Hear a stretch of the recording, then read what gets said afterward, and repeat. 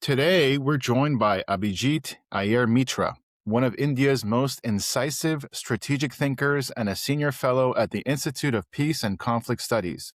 As Israel fights an existential war, Iran exports instability, and much of the West struggles with moral clarity, India has taken a strikingly different position, rejecting terrorist narratives, false equivalence, and antisemitism. India stands almost alone, a civilization with centuries of Jewish history and virtually no anti-Semitism, where Israel is widely respected rather than demonized. Today, I want to understand how India views terrorism, Iran, Jews, Israel, and more.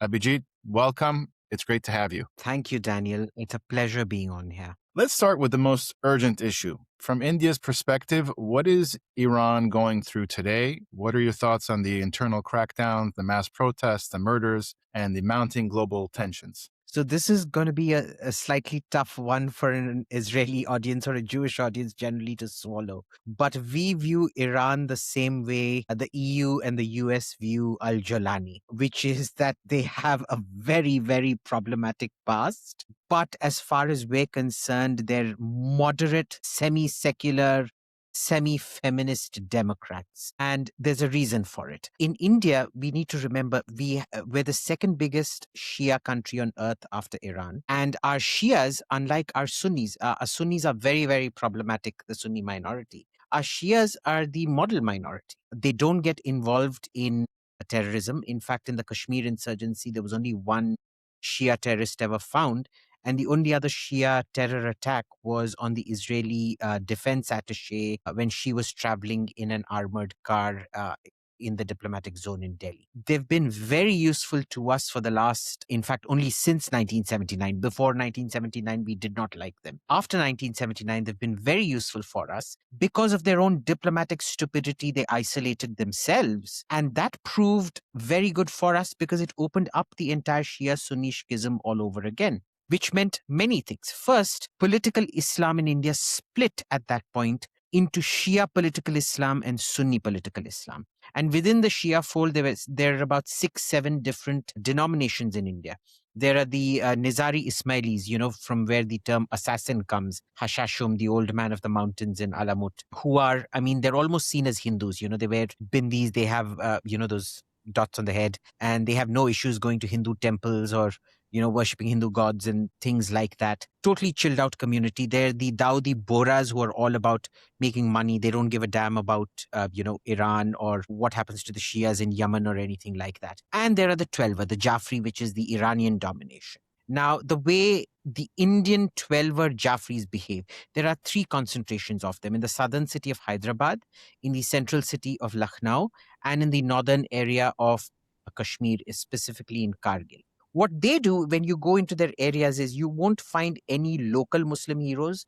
You'll find images of Qasim Soleimani. You'll find images of Hezbollah leaders and things like that. Why? Because they don't want to get involved in local politics, in local victimhood narratives. They're very happy embracing foreign victimhood, where it costs them absolutely nothing except the cost of printing out a poster and sticking it up on their house to show solidarity. That suits us very well. It broke the entire Pakistani ability to foment an insurgency. In fact, after the Hindus were kicked out from Kashmir, the Shias were seen as the mukhbirs of the Indian state, the informers of the Indian state. And it's been very good for us that way because Iran felt so isolated. They put out the usual anti-India statements, but in private, they'd keep helping us moderate things. They would ratchet up tensions with Pakistan every now and then.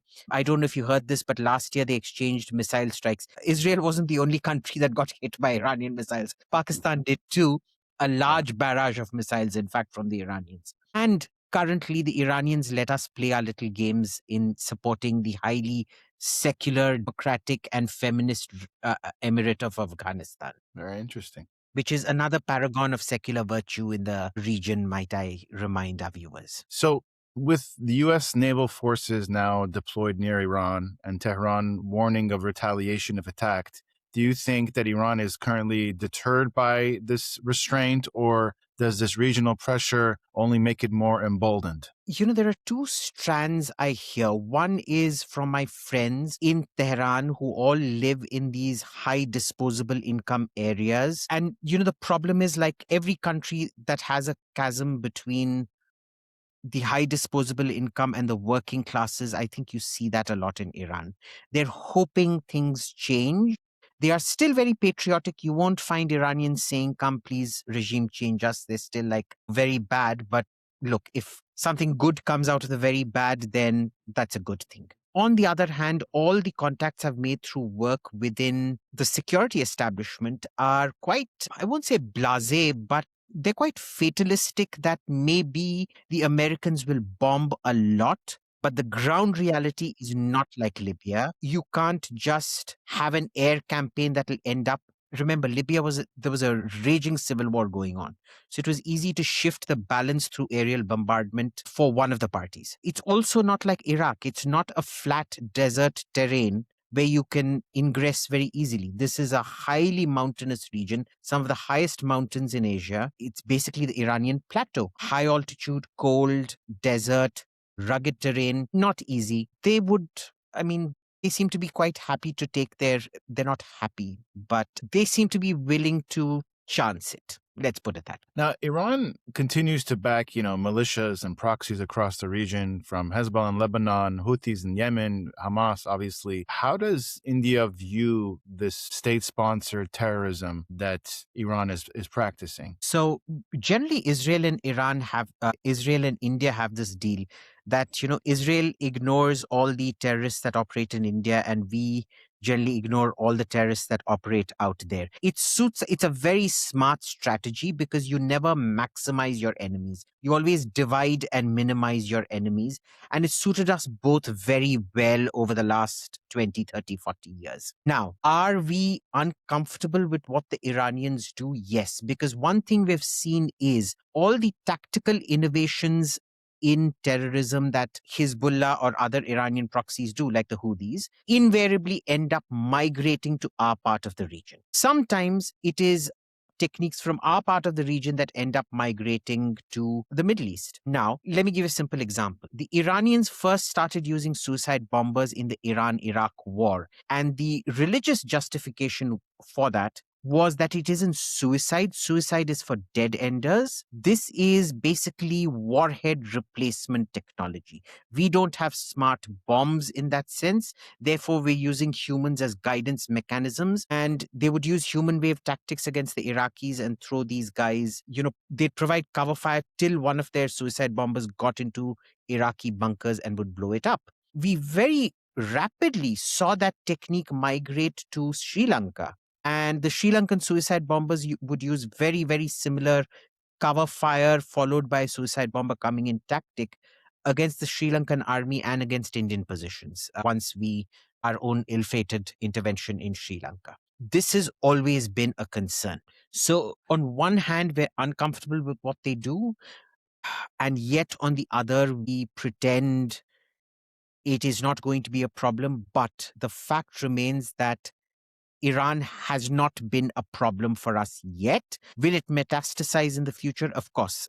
I don't think any Indian planner believes that Iran won't metastasize in the future. The point is we've got enough enemies right now. We don't need one more on the plate. We'll deal with that when that happens. Now, you've mentioned before that terrorism is indivisible. Why do you reject the phrase one man's terrorist is another man's freedom fighter? Because freedom can't be won by killing innocent people.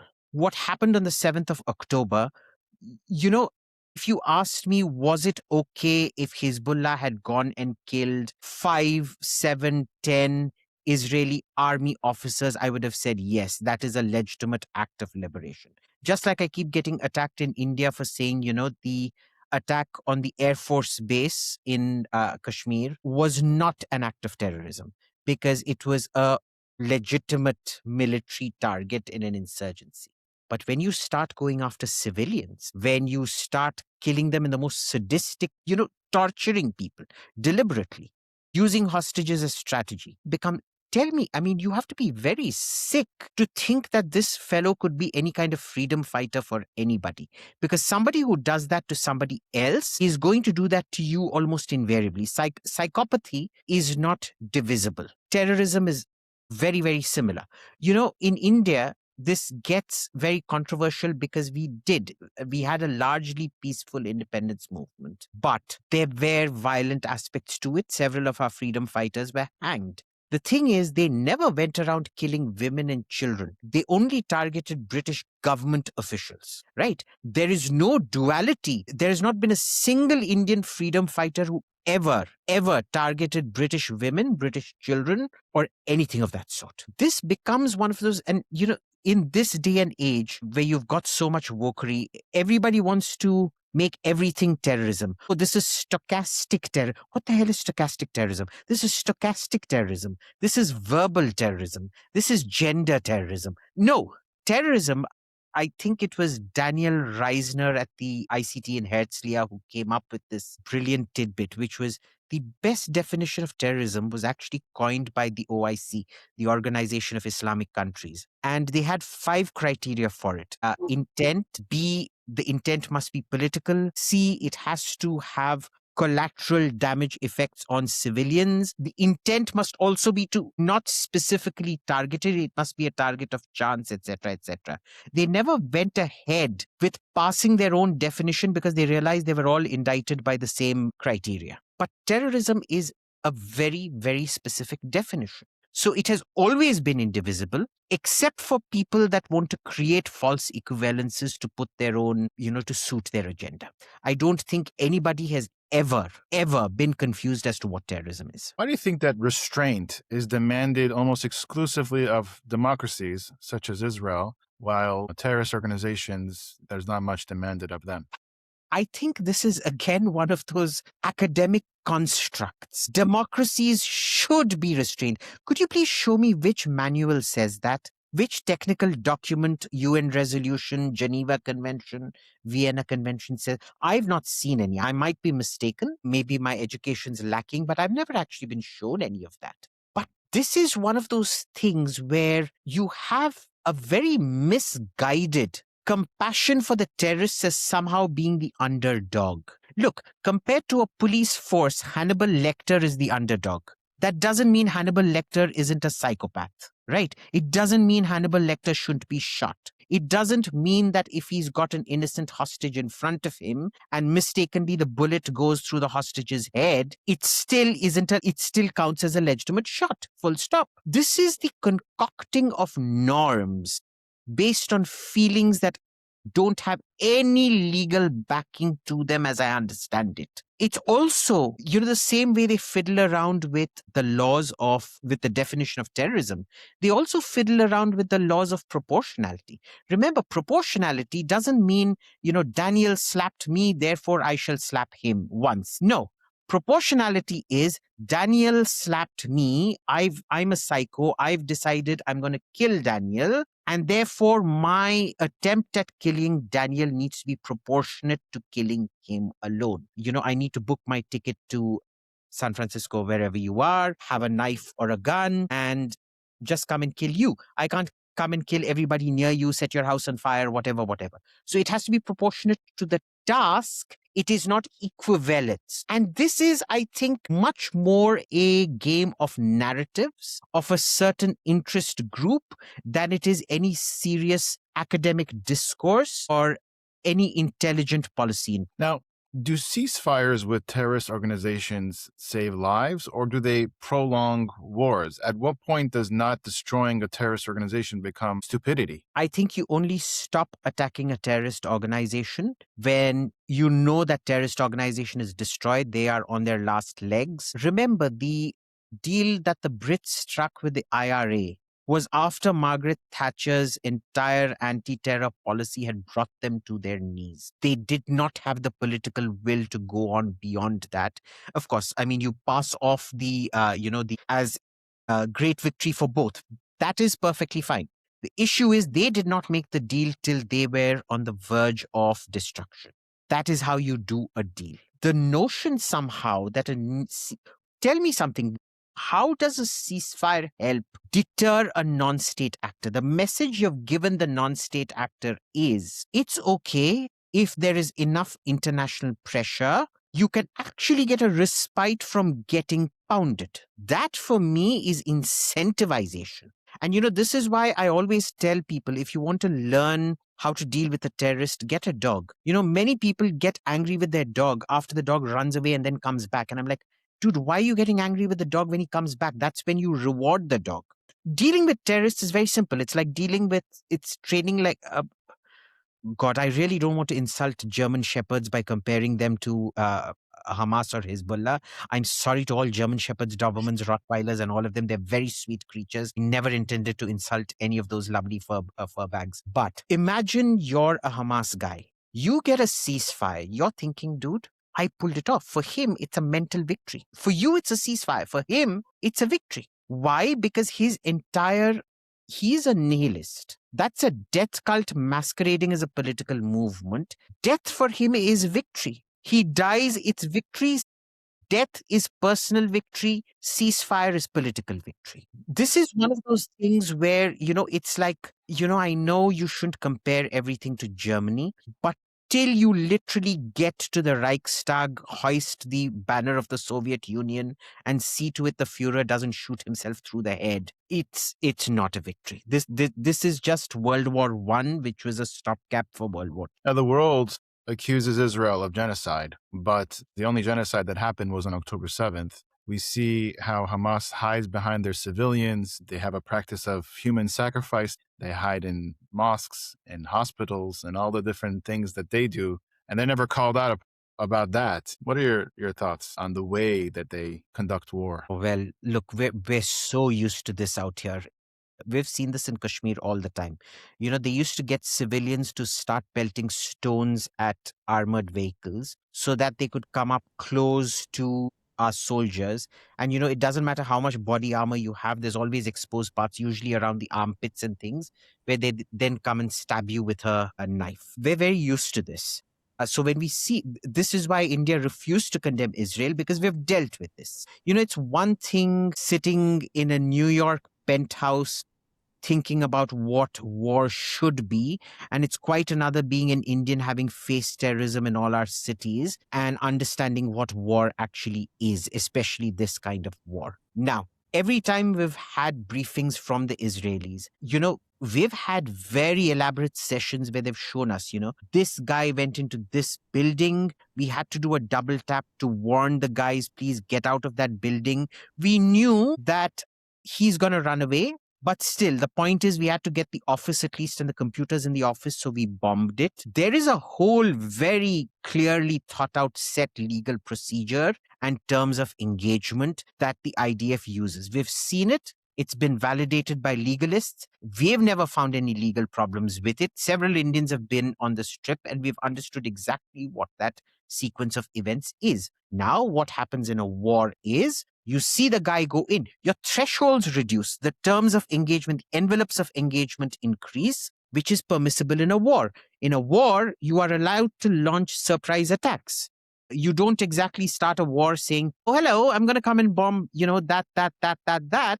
You have no ethical obligation for it. Quite the opposite. When you read the Geneva Convention, co-location of military and civilian targets is banned. Using human shields is banned. The advice not to target civilians is just that. It is written down as an advisory as long as it is an advisory to avoid targeting civilians in the vicinity of a military area. Now, I find it very curious that when you actually have conventions that everybody signed on to, can obviously read, I'm assuming English literacy in most cases or French literacy in some cases. It's very curious how I feel the Israelis are, I'm sorry, genocide doesn't depend on your feelings. And this is why, if you notice, the ICJ literally had to change the definition of genocide. Sorry to use that term, but they literally coughed it out of their, I shall be polite, they coughed it out of their, for the sake of finding Israel guilty. To me, is exactly the way a court should not operate.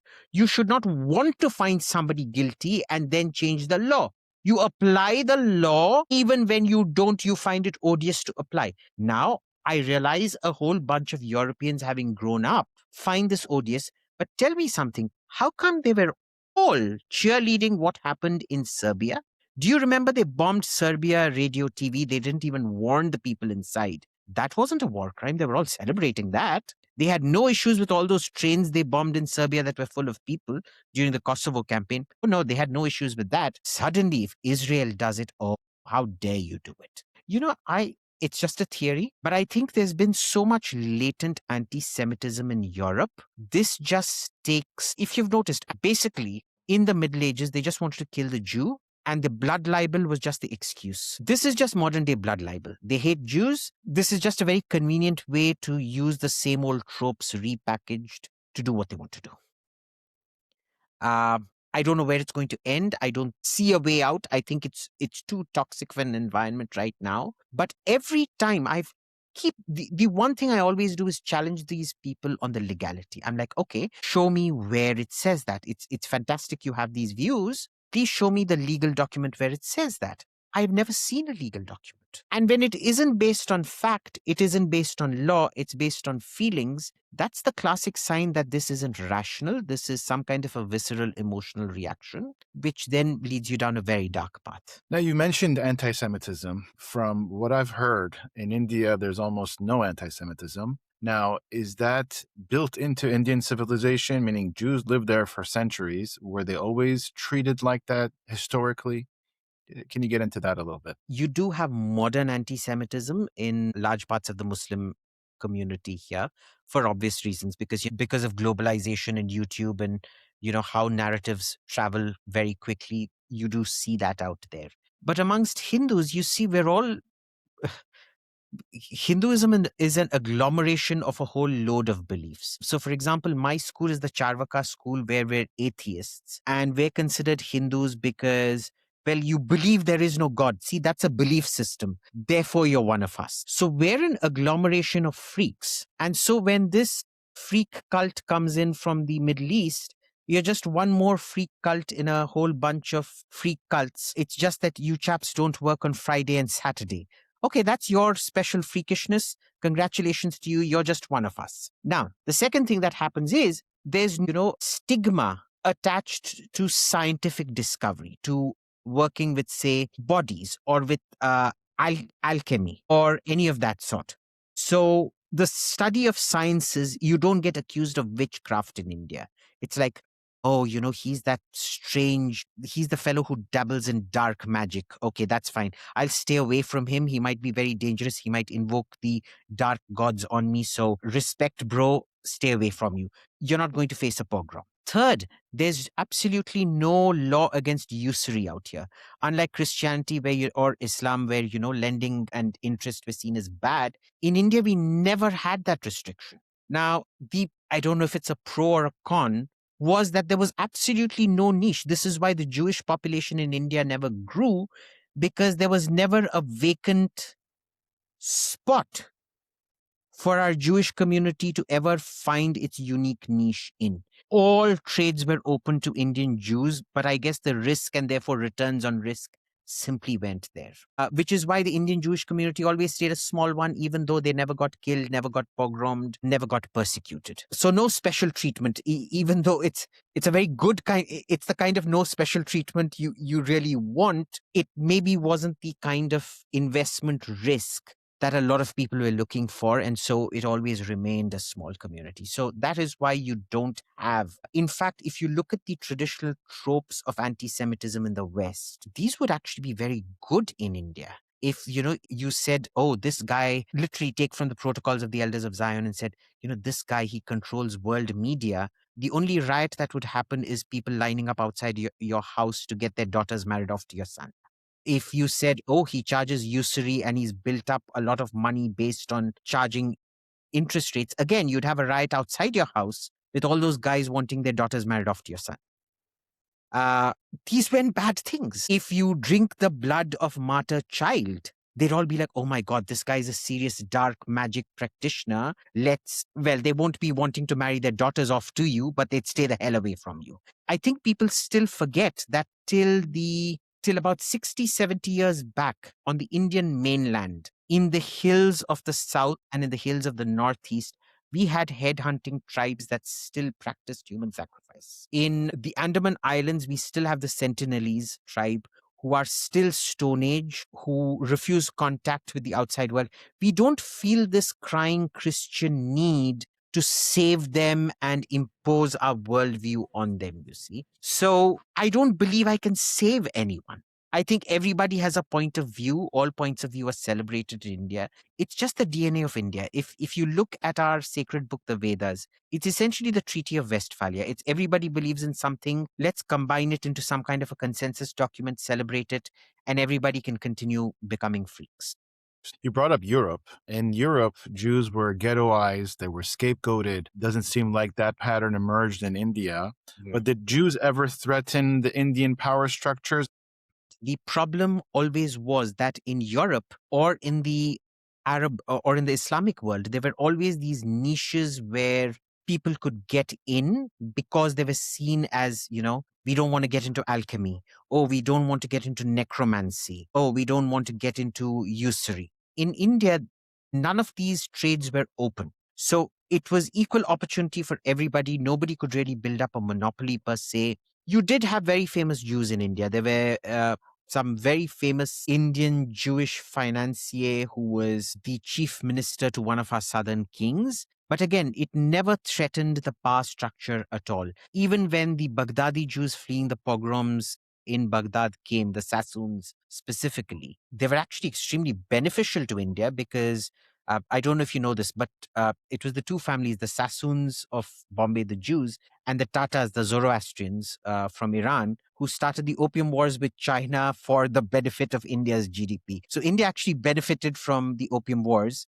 And the Jews and the Zoroastrians actually helped us increase our GDP quite considerably. We don't want to talk about it because it's not good for us to anti-colonial nations to talk about how one essentially helps screw the other one over. Well, but it's never ever threatened the power structure out here. Fundamentally, it's what Huntington describes as substance and salience. Substance is what binds us, salience is what divides us. In India, everybody is salient. So one more salient population, even gaining power, is not a threat.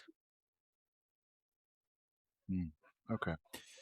Now, how do they view Israel? Do they admire Israel for its strength, for its resilience? Does the fact that Israel survives against larger enemies resonate deeply with India? Why exactly do they admire Israel? So, I think India would probably be one of the few countries where an Israeli could go wear an Israeli flag on his t-shirt or a kippah on his head and not feel afraid at all. You'll probably get some free chai somewhere or something like that. Uh, and there's a reason for it.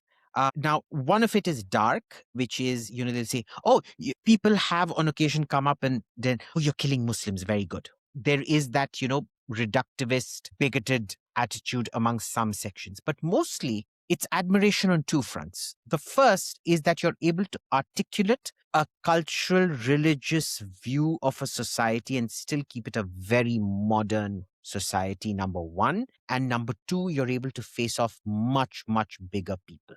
It's that rooting for the underdog, essentially. And what a spectacular underdog it is. So the respect for the underdog is one, but given that India is in a process of rediscovering its own identity, our identity at independence was that we fought against the British. And after 50, 60 years, that identity was fraying because the political party associated with that identity, which was the Big Tent, was fraying. And now we're in the process of rediscovering ourselves as a civilizational state. We look around the globe and where do we see another civilizational state? Well, Israel.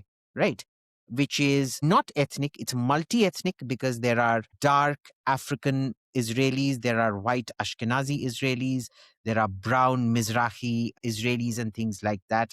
They live in perfect harmony, but they also have different strands of the same faith. Some are Orthodox. Even within the Orthodox, there are different strands. There are the secular Jews who will take great pleasure in torturing religious Jews by playing loud music and things like that on Shabbat and what have you. Sorry, I do have friends who do that. I'm really sorry about it, but they do.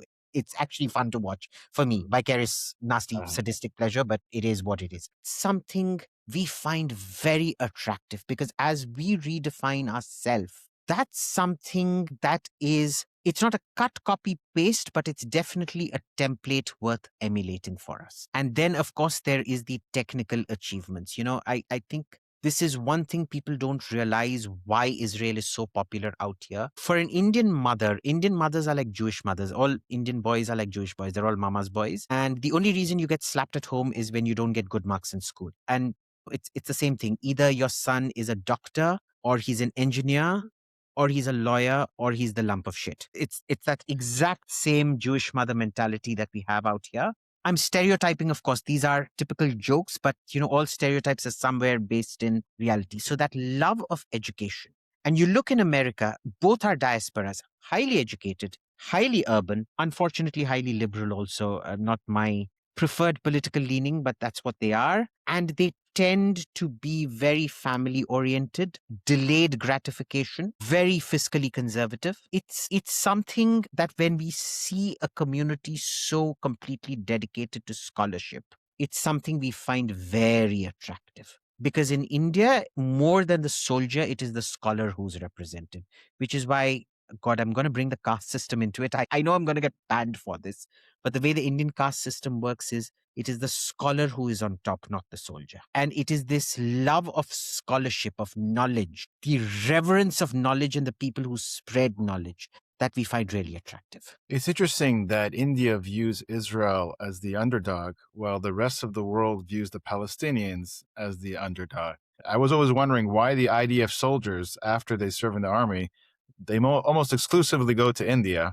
I figure that it's for the reasons that you're saying, or perhaps it's a good vacation spot. I think it's a lot of things. It's not just the fact that it's great vacation. It's a great vacation where they can wind down, smoke up without getting judged. They can be those smelly backpacker freaks who don't bathe for weeks on end, get high on hash or whatever it is they get high on, and just be themselves without judgment. See, that's a very unique place to be. And lush green high up in the mountains, snow in the winters. I think it's a high mountainous hill resort home away from home. Mount Hermon is not really as picturesque as the Himalayas is because it's still quite arid. It's semi-arid. The Druze base of Mount Hermon is still semi-arid-ish. Whereas this is kind of lush green. So I think, and that's why you'll find a lot of Israeli restaurants out there. Trust me, the food is nothing like Israeli food, but they claim those are Israeli restaurants. The hummus has a heck of a lot of spices and chilies and God knows whatever in it, but it's all Indianized. We Indianize everything. But it's home away from home without judgment. You can be yourself in a completely non-aggressive environment that just takes you for who you are, not where you come from. That's rare.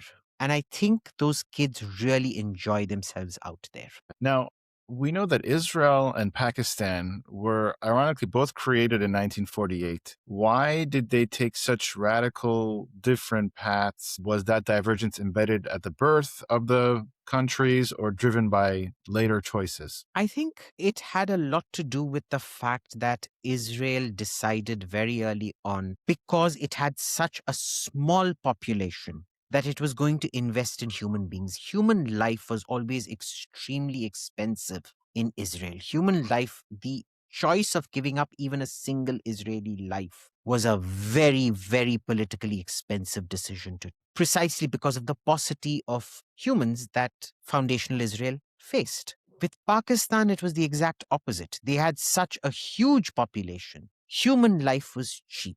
In fact, since 1857 and the first Indian War of Independence, which is called the Sepoy Mutiny, you find Hindu India modernized politically. Muslim India remained ossified in this medieval feudal system. It never politically modernized, and therefore it was street riots that became the tool of political negotiation for Muslim India. In any situation like that, where you are overpopulated, where life is cheap, you're never going to go down the path of human capital investment. So Israel was almost fine-tuned towards human capital investment from the get-go. Pakistan was always tuned towards forget human capital. When human life is cheap, you never invest in human capital. I think it was that foundational, and that is where all the similarities between Israel and Pakistan just break down completely. One values its citizens. For Israel, sure, the territory is important, but Israel is more than happy to give up huge amounts of territory, the whole of the Sinai, in return for peace. Because why? The human value of the Israeli human is much more than the value of the Sinai. For Pakistan, they don't care how many hundred thousands die for a few square kilometers of territory. Fundamental ideological difference. Also, there is when you keep investing in human beings, you realize that the basis of the nation state is the human being. You're able to restrict territorial ambition. And when you don't, territorial ambition and external warfare are what you use to divert the disaffection and dissatisfaction of your population.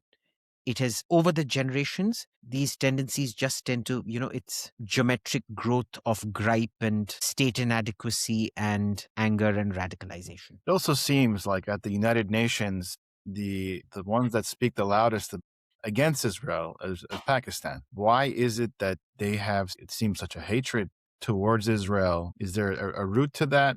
What do you have to say about that? So, Daniel, you might find this very interesting. We have lots of Pakistani friends because in India, we do a lot of track twos with the Pakistanis, with very prominent Pakistanis who are in power right now. To a man in their military and political system, I haven't found hatred for Israel. They admire Israel, but it's purely from the military perspective. It's like, they're always trying to say, oh, the Pakistan Air Force, we're just as effective as the Israeli Air Force. We did to the Indians, to you chaps, what the Israelis did to the Syrian Air Force in 1973. Really? Okay, I hadn't got that note. I don't think the Israelis got that note. But I've actually found uniform admiration, but it isn't the multifaceted, deep, multi-layered admiration you get in India. It is just a militaristic admiration. It's not even a business admiration for startups and an Israeli focus, a family focus on knowledge and growth. It's just the military focus, right?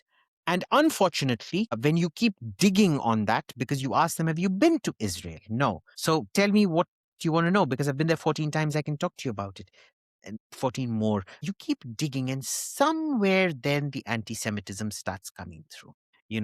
Oh, look, there's genocide. I mean, look, you can have an opinion it's genocide, that's fine, but it's more that, look, America is their slave. They actually control America through secret means.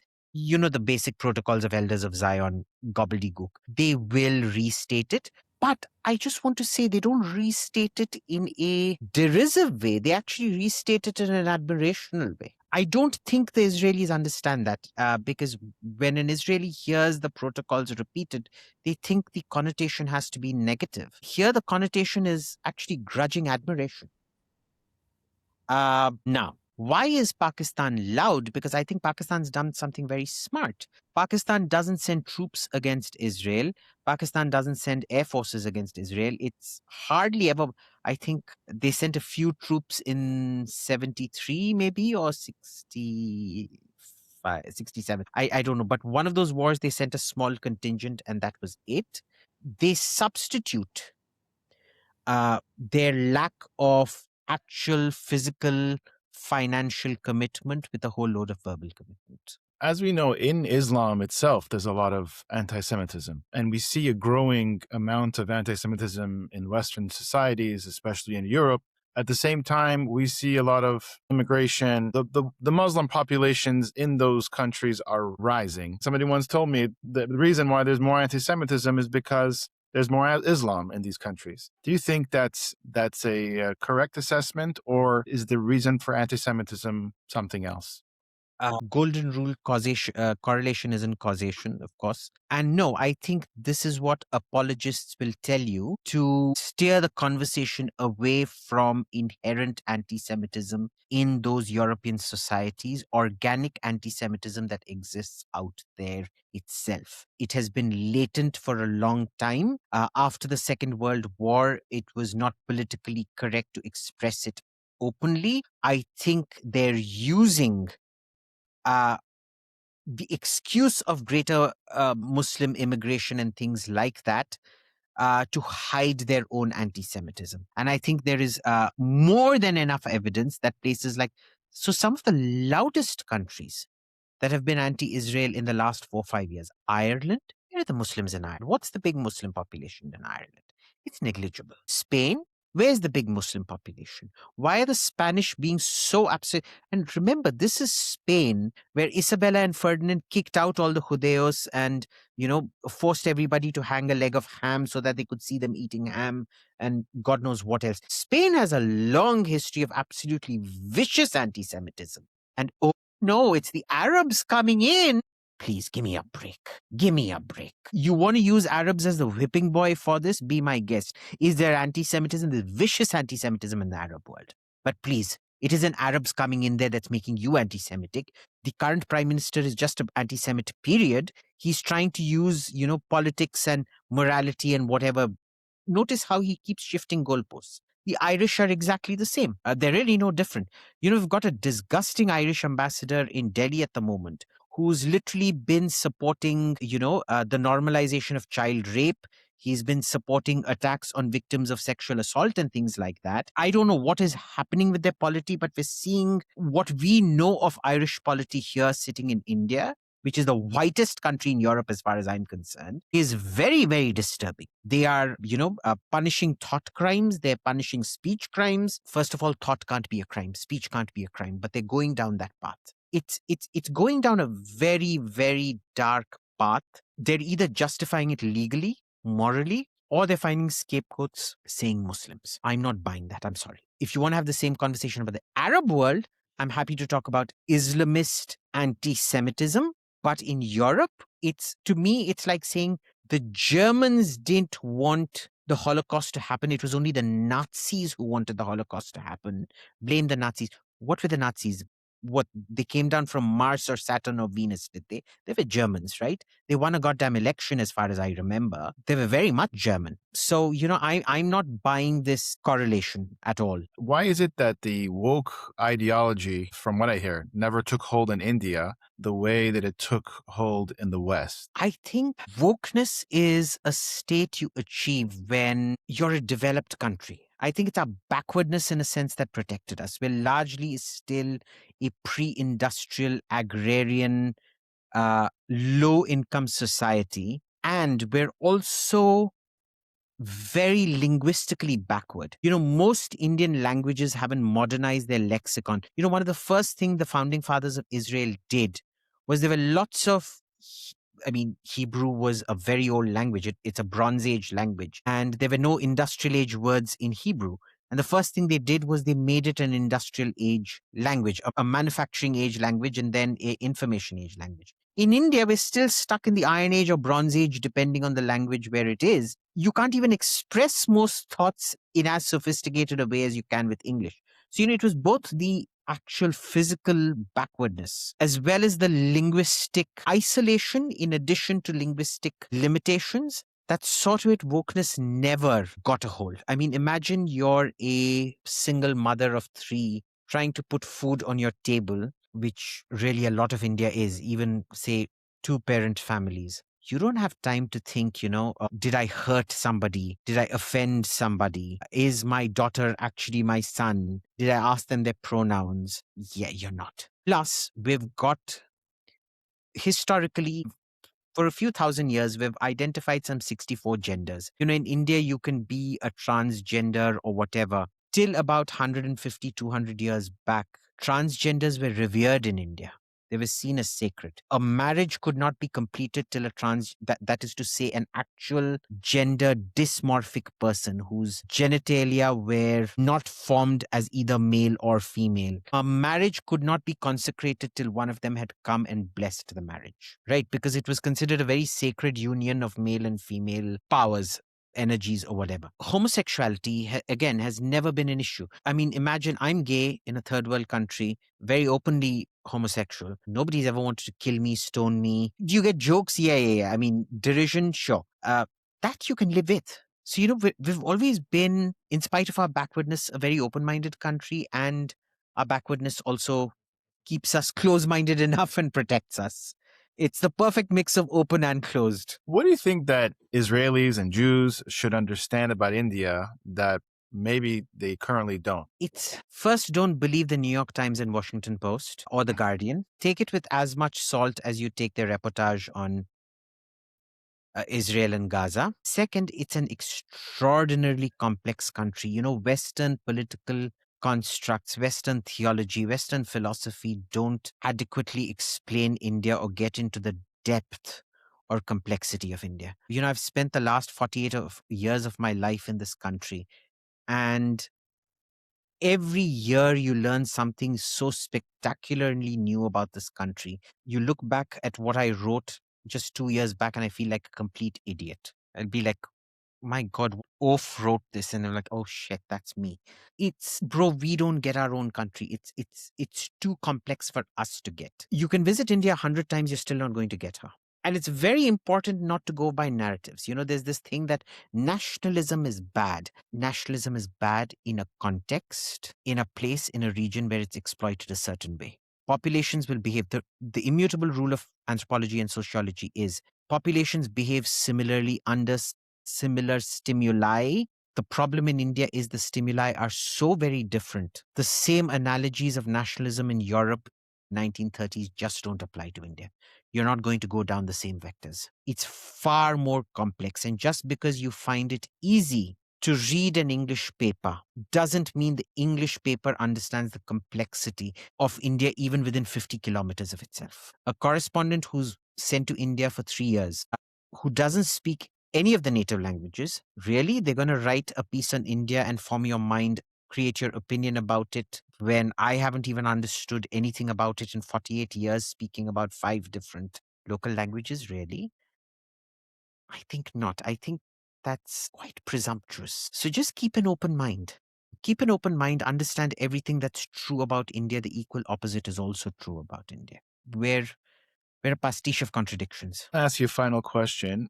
If the world adopted India's view on Jews and Israel, how different would global politics look today? Israel, for the first time in its history, would find itself without a threat. But it also find itself, I'm just doing this as a mental exercise, for a people who've been hated incessantly and killed incessantly for 2000 years. What does it do to your identity when you suddenly find you're in a place without any enemies? How does that change your psychology? I don't know. When a warrior lands in Elysium, I don't know. How does he feel? Interesting thought exercise, but if the Indian philosophy was adopted by the rest of the world, it would be without existential threats. I think there would be world peace if every country was like India. You're very gracious, to speak with me. Do you want to leave us with a final message? Right. So first, always chins up. It doesn't matter how dark and deep things look. There's always people who love you. They don't express it, maybe. They're not maybe so open about it. But you'll always find say at least even 1.2 billion out of 1.4 billion people who love you. Heck, that's a lot of love, man. So cheer up. Don't feel depressed. The whole world doesn't hate you. At least 1.2 billion people where I live don't hate you. We quite love you. We don't like your food. That's a different matter. We're going to have a nasty discussion about that. But other than your food, we like everything else about you. And thanks for having me on, Daniel. This was fun for me. I hope it was fun for you. Thank you so much.